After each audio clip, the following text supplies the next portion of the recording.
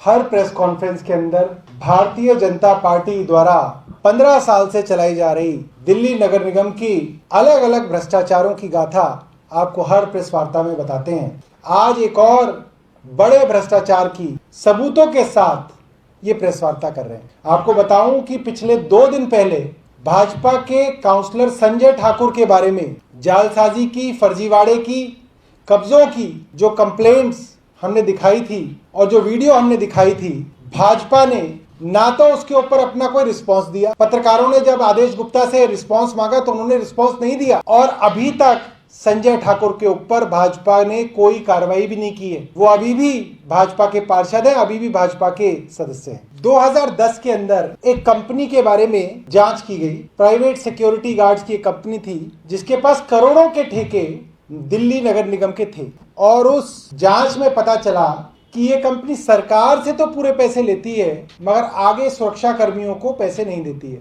इसके अलावा भी कई गड़बड़ियां पाई गई और इस कंपनी को टेंडर प्रक्रिया से बाहर किया गया। इसके बाद ये कंपनी हाई कोर्ट गई, हाई कोर्ट ने इसकी बात नहीं सुनी, इसके ऊपर ही जुर्माना लगा दिया। ये सुप्रीम कोर्ट तक गए, सुप्रीम कोर्ट में भी इनकी बात नहीं सुनी गई और इस कंपनी ने एक फर्जी स्टिंग किया एमसीडी का, जो कि पता चला कि वो जो स्टिंग था, जो वीडियो थी, वो भी फर्जी थी, डॉक्टर्ड थी। लिहाजा इस कंपनी को वाले को काली सूची में डाला।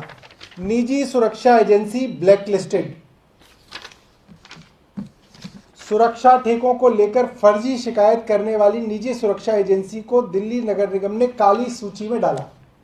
ये 2010 की खबरें हैं और इस कंपनी का नाम है well protect man power services private limited और ये तब के कमिश्नर के अंदर जो आते हैं, डायरेक्टर ऑफ विजिलेंस की ऑर्डर की कॉपी मैं आपको दिखा रहा हूं। मोस्ट इंपॉर्टेंट, मोस्ट अर्जेंट 9/7/2010 का ये ऑर्डर है जिसके अंदर बताया जाता है commissioner MCD vide letter so and so forwarded a audio CD along with the transcript to the Vigilance Department for investigation. After the investigation report was placed before the Commissioner MCD.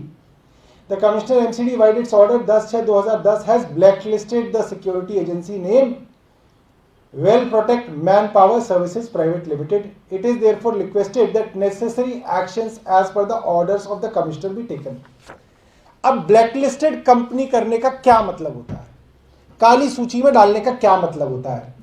इसका मतलब यह होता है कि इस company को ना सिर्फ दिल्ली नगर निगम में बल्कि पूरे देश में किसी भी सरकारी संस्था के अंदर कोई काम नहीं मिलेगा। यह कंपनी इतनी घटिया है, इतनी नालायक है, इतनी बेकार है, इसकी क्रेडिबिलिटी इतनी खत्म है कि इसको काम नहीं दिया जा सकता। सरकारी ठेकेदार पूरी नहीं दे रहा था पगार, इस कारण जो है इनके ऊपर कार्रवाई हुई थी। आज मैं आपके सामने खुलासा करने जा रहा हूं कि उसी नगर निगम ने, ईस्ट दिल्ली म्युनिसिपल कॉरपोरेशन ने मार्च में इसी कंपनी को करोड़ों रुपए का ठेका दे दिया है। इनको 28,279 रुपए पर person per month for 240 security guards. मतलब 240 सिक्योरिटी गार्ड इनसे लिए जाएंगे।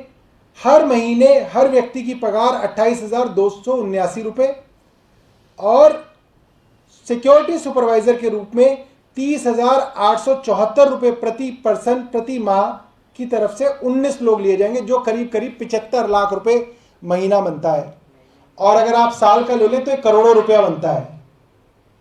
तो एमसीडी ने इसी कंपनी को करोड़ों रुपए का ठेका दे दिया है।